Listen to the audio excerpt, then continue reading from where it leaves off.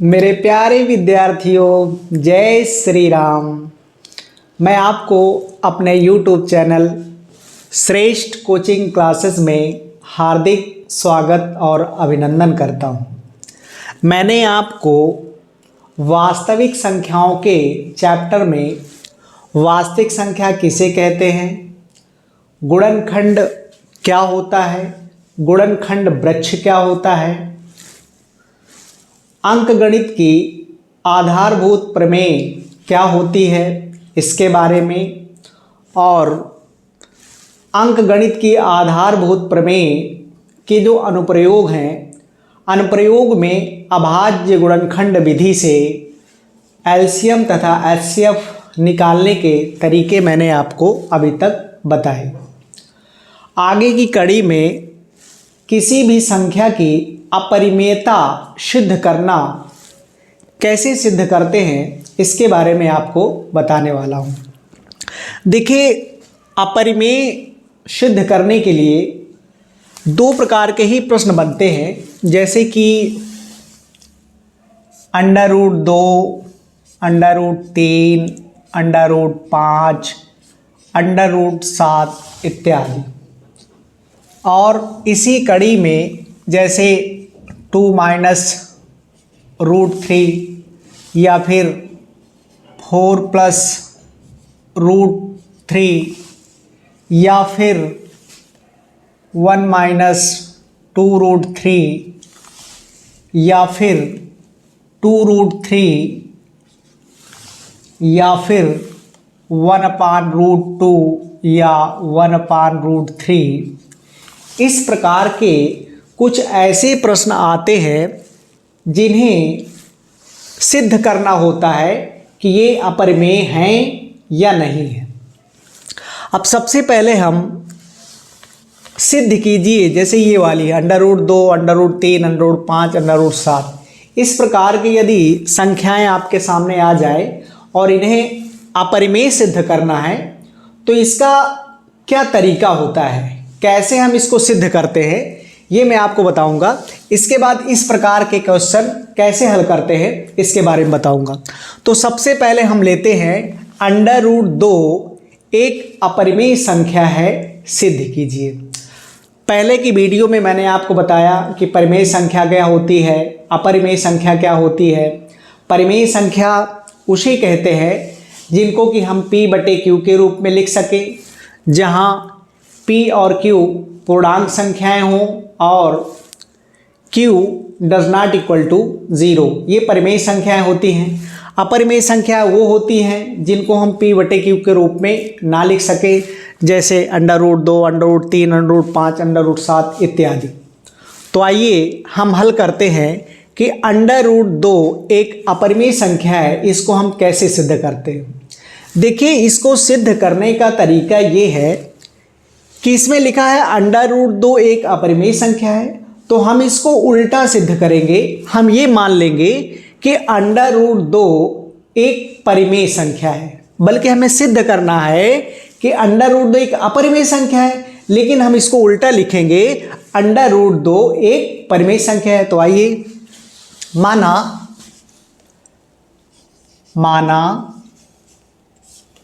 √2 एक परिमेय संख्या है, परिमेय संख्या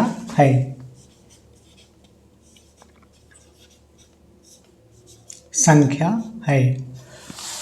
अब परिमेय संख्या को हम P/Q के रूप में लिख सकते हैं, तो √2 बराबर P/Q लिख सकते हैं, जहां Q ≠ 0 तथा P और Q सहअभाज्य संख्या है, सहअभाज्य संख्या है, सहअभाज्य संख्या है।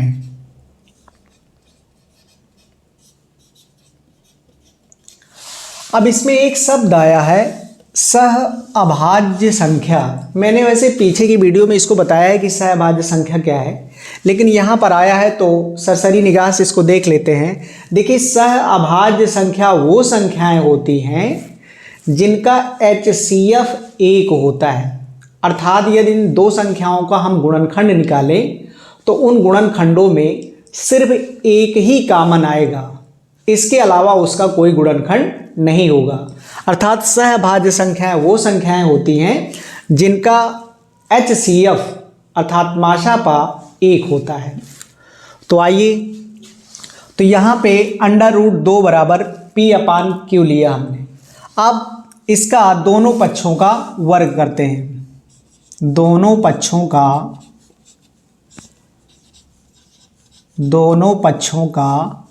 वर्ग करने पर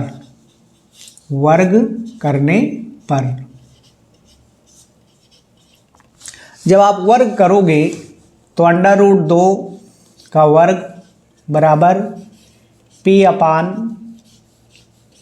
का होल वर्ग। इसका जब आप वर्ग करोगे तो ये 2 आ जाएगा और इधर P²/Q²।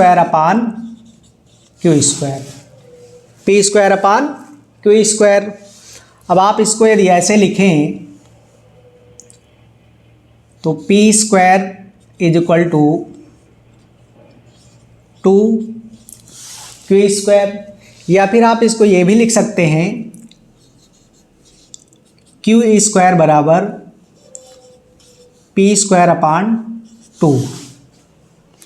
अब यहाँ पे एक प्रमेय आपको बता दूं कि यदि मैं लिखे दे रहा हूँ, यदि किसी संख्या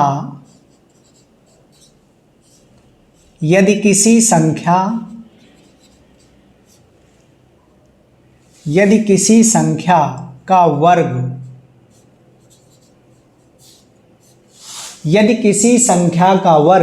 किसी अभाज्य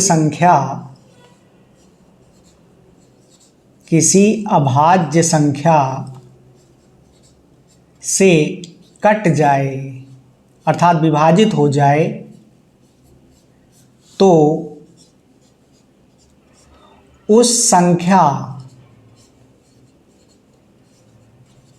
का वर्गमूल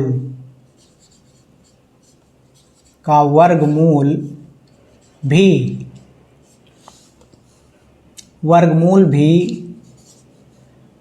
अभाज्य संख्या से कट जाएगा। कैसे? जैसे हम 10 ले लें, 10 का यदि आप वर्ग करो और कोई अभाज्य संख्या आप 2 ले लीजिए और 10 का यदि आप वर्ग करोगे तो होगा 100 और 100 को 2 से डिवाइड करोगे यदि तो 2 से 100 कट जाएगा, 50 आएगा। और यदि 100 का वर्गमूल अर्थात ये वाली संख्या आएगी, ये वाली जो वर्गमूल संख्या होती है ये निश्चित इस संख्या से निश्चित कटेगी। अर्थात यदि किसी संख्या का वर्ग किसी अभाज्य संख्या से कट जाए तो उस संख्या का वर्गमूल भी अभाज्य संख्या से निश्चित कट जाएगा। अब यहाँ पे देखिए, यहाँ पे P²/2 है अर्थात P² 2 से विभाजित हो रही है, इसका मतलब P भी 2 से विभाजित हो जाएगा। इसलिए चूंकि P² 2 से विभाजित है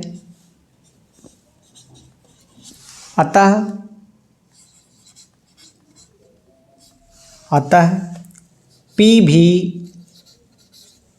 2 से कट जाएगा।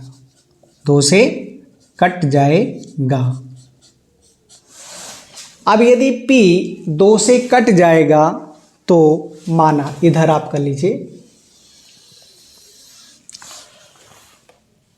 माना P is equal to 2K।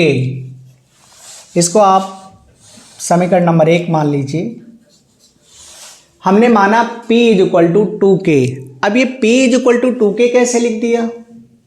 देखिए, यदि ये P स्क्वायर को 2 विभाजित कर रहा है तो P को भी 2 विभाजित करेगा, अर्थात ये मैं इधर बताऊं 2 P को विभाजित कर रहा है। तो जब 2 P को विभाजित कर रहा है तो कोई इसका भागफल आएगा। मान लेते हैं ये भागफल K है। क्या है? K। और यदि विभाजित कर रहा है पूरी तरह से तो उसका शेषफल 0 आएगा। मान लीजिए इसका शेषफल 0 आएगा।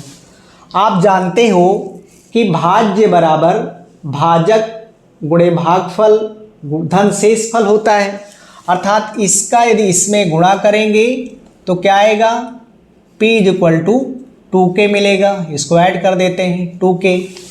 तो वही मैंने लिख दिया है P is equal to 2K। अब इस P is equal to 2K को आप समीकरण 1 में पुट कर दीजिए। P बराबर 2K का मान समीकरण 1 में रखने पर, जब आप रखोगे इसमें तो Q square is equal to P square अर्थात 2K का होल स्क्वायर अपान 2। इसका जब आप वर्क करेंगे तो Q square is equal to 4K square upon 2, 2 टू जा 4, तो Q square is equal to आया आपका 2K स्क्वायर। क्या हम इसको ये भी लिख सकते हैं? K square is equal to Q square upon 2। अब देखिए यहाँ भी अभी मैंने आपको ये प्रमेय बताई कि यदि किसी संख्या का वर्ग किसी अभाज्य संख्या से विभाजित होता है तो उसका वर्गमूल अर्थात Q स्क्वायर का वर्गमूल Q होगा, अर्थात Q भी 2 से विभाजित हो जाएगा। अर्थात यहाँ पे लिख सकते हैं आप, चूंकि Q 2 से विभाजित है, ऐसा लिख दीजिए Q स्क्वायर 2 से विभाजित है, 2 से विभाजित है, अतः Q भी 2 से विभाजित होगा, विभाजित होगा। इसको आप समीकरण नंबर 2 लिख दीजिए। देखिए, समीकरण नंबर 1 और समीकरण नंबर 2 से हमें ये पता चल रहा है कि P और Q दोनों ही 2 से विभाजित हैं, और ऊपर हमने माना है कि P और Q सहअभाज्य संख्या है, और सहअभाज्य संख्या का मतलब होता है कि वो सिर्फ 1 से कटेगा, और ये किससे कट रहे हैं? PQ 2 से कट रहे हैं। अर्थात जो हमने कल्पना की थी पहले, वो कल्पना क्या है? गलत है, अर्थात विरोधाभास है। तो हम लिख सकते हैं समीकरण 1 और 2 से, समीकरण 1 और 2 से मालूम होता है कि P और Q 2 से विभाजित हैं, 2 से विभाजित हैं। अतः हमारी कल्पना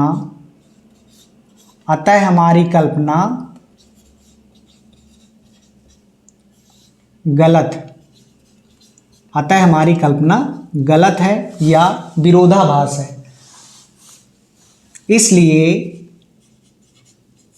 इसलिए अंडर रूट 2 एक अपरिमेय संख्या है, अपरिमेय संख्या है, अपरिमेय संख्या है। देखिए मैंने आपको आज ये बताया कि यदि ऐसी संख्याएं मिल जाए तो इसके अपरिमेयता सिद्ध करने के लिए ये तरीका होता है। सबसे पहले हम क्या करेंगे, जो संख्या दी जाए उसको हम विपरीत अर्थात अपरिमेय है तो हम मानेंगे कि माना √2 एक परिमेय संख्या है। अब परिमेय संख्या को हम p/q के रूप में लिखते हैं तो √2 p/q लिख सकते हैं। आपको मालूम है कि q does not equal to 0 और p और q सहअभाज्य संख्या है, ये हमने मान लिया। सहअभाज्य संख्या का मतलब जिसका HCF 1 हो अर्थात वो सिर्फ 1 से ही कटे। अब आगे क्या करेंगे, दोनों पक्षों का वर्ग करेंगे। जब वर्ग करेंगे तो √2 का होल स्क्वायर और p/q का होल स्क्वायर। √2 का होल स्क्वायर अर्थात 2 आ जाएगा। आपको पता है कि √2 और ये 2 दोनों कट जाते हैं, 2 आता है। p²/q²। फिर इसको हम यदि आप तिर्यक गुणा करोगे तो p² = 2q² हो जाएगा और यदि आप केवल q² रखेंगे तो 2 इसके नीचे आ जाएगा तो p²/2 हुआ। अब मैंने आपको यहाँ पे एक चीज़ बताई कि यदि किसी संख्या का वर्ग किसी अभाज्य संख्या से कट जाए तो उस संख्या का वर्गमूल भी अभाज्य संख्या से कट जाएगा। अर्थात कहने का मतलब ये है कि जैसे हमने 10 लिया और 10 का वर्ग करोगे तो 100 होगा और 100 का वर्गमूल क्या होता है 10। अर्थात ये वर्ग यदि किसी अभाज्य संख्या से कट रहा है तो इसका वर्गमूल अर्थात 10 भी 2 से निश्चित कटेगा। आप कोई भी संख्या ले लीजिए, ऐसा होता है। अब यहाँ पे देखिए, यहाँ पे p²/2 आया, इसका मतलब ये हुआ कि p² 2 से विभाजित है, p² 2 से विभाजित है। और सुनिए यहाँ पे p और q एक पूर्णांक है तो जब p² 2 से विभाजित है तो p भी किससे विभाजित होगा, 2 से विभाजित होगा। इसलिए मैंने लिख दिया कि p भी 2 से कट जाएगा अर्थात विभाजित हो जाएगा। अब 2 से विभाजित हो जाएगा, यदि आप भाग करना जानते हैं, यदि आप 2 को p से विभाजित करोगे तो कोई ना कोई क्या मिलेगी, कोई ना कोई भागफल मिलेगा। तो हमने मान लिया वो भागफल k है। इसके बाद पूर्णांक है यदि तो कटेगा तो शेषफल क्या होगा, 0 होगा। आप जानते हो कि भाज्य बराबर भाजक गुणे भागफल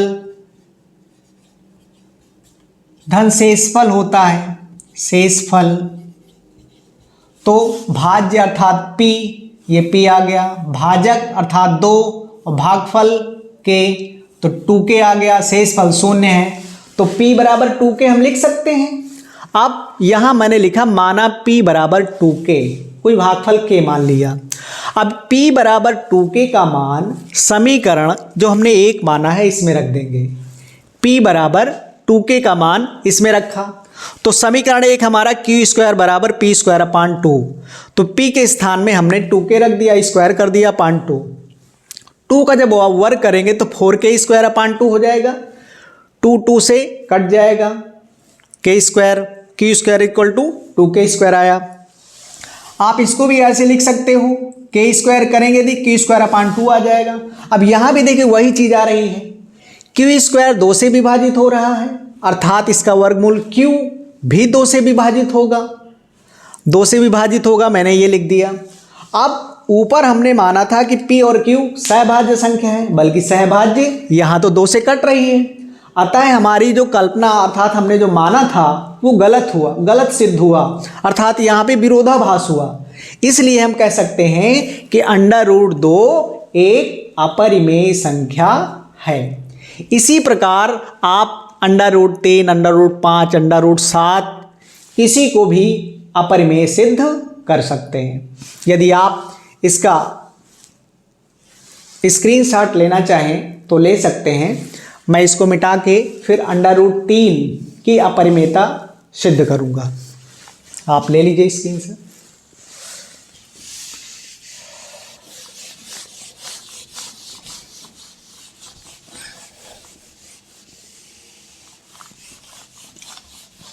अब मैं आपको अंडर रूट 2 मैंने आपको बताया, इसी प्रकार आपको अंडर रूट 3 एक अपरिमेय संख्या है, इसको भी प्रूव करके बताता हूँ। इसको भी आपको जैसे अंडर रूट 2 किया है आपने, सेम वैसे ही कर सकते हैं। माना अंडर रूट 3 एक परिमेय संख्या है, उल्टा मान लेंगे, एक परिमेय संख्या है, ये मान लिया। और परिमेय संख्याओं को p बटे q के रूप में लिखते हैं, तो under root 3 is equal to P upon Q. दोनों पक्षों का वर्ग करने पर, सेम वही तरीका, दोनों पक्षों का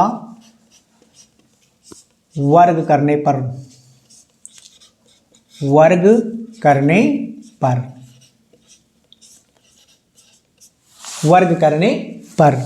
इसका जब आप वर्ग करोगे तो अंडर रूट 3 का whole square is equal to P upon Q का होल स्क्वायर।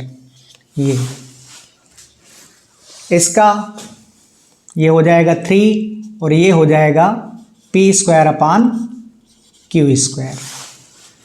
अब देखो मैंने यहाँ पे p अपान क्यू माना था, तो ये आपको तो लिखना जरूरी ही है, q जहाँ q does not equal to 0 और p और q सहअभाज्य है,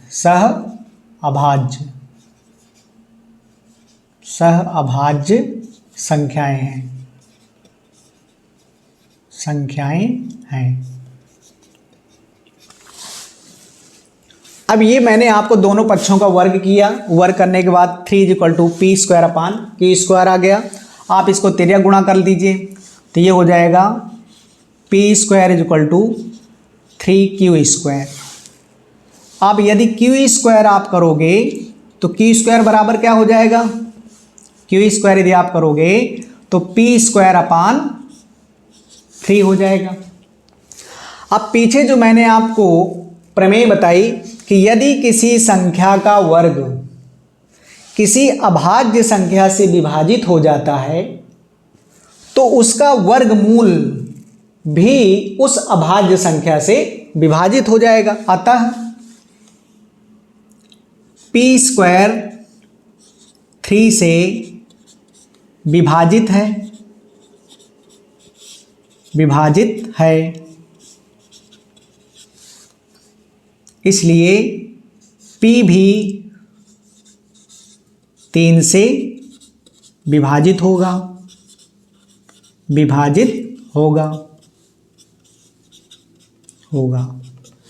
और यदि 3 से विभाजित होगा तो कोई भागफल भी मिलेगा। तो माना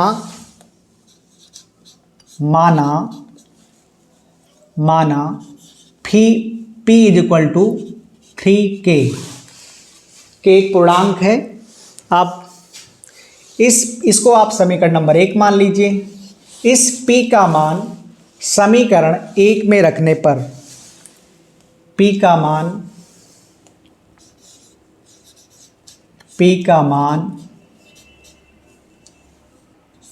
समीकरण 1 में रखने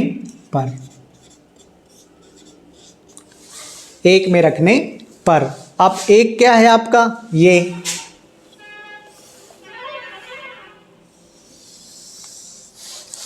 समीकरण 1 आपका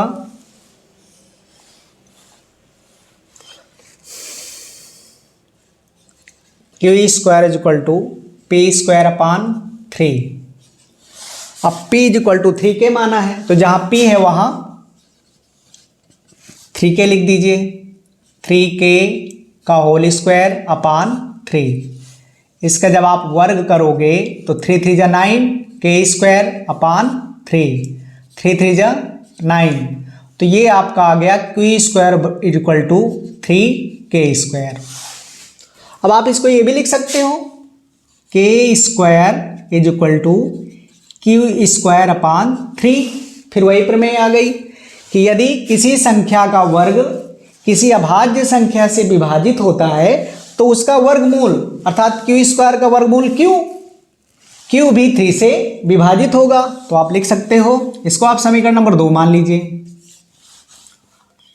क्यू स्क्वायर 3 से विभाजित है,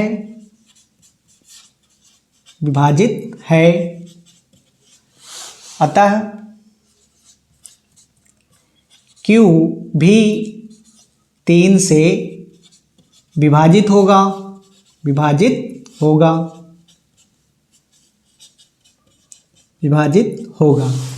अब समीकरण 1 और 2 से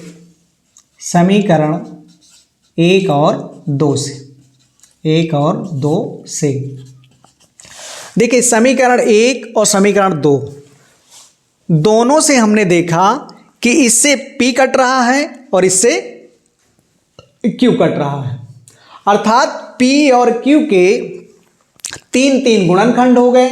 बल्कि हमने ऊपर क्या माना है, ऊपर हमने माना है कि P और Q सहभाज्य संख्याएं हैं, और यहां पे क्या है, यहां 3 गुणनखंड हो रहे हैं, 3 से कट रहे हैं, अर्थात जो हमने ऊपर कल्पना की थी वो गलत है, उसमें विरोधाभास। अतः हम कह सकते हैं कि P और Q पूर्णांक हैं और ये 3 से विभाजित हो रहे हैं, अतः हम कह सकते हैं कि √3 क्या है, एक अपरिमेय संख्या है। तो आप नीचे लिख सकते हो, समीकरण 1 और 2 से हमारी मानी हुई कल्पना गलत सिद्ध हुई,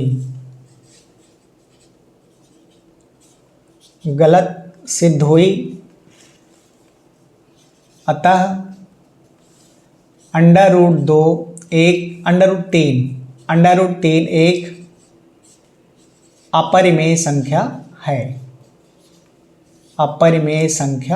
है। शायद जो मैंने आज बताने का प्रयास किया आपको समझ में आया होगा। अगली वीडियो में जो दूसरे प्रकार की अपरिमेयता सिद्ध करना है उसके बारे में आपको बताऊंगा। धन्यवाद।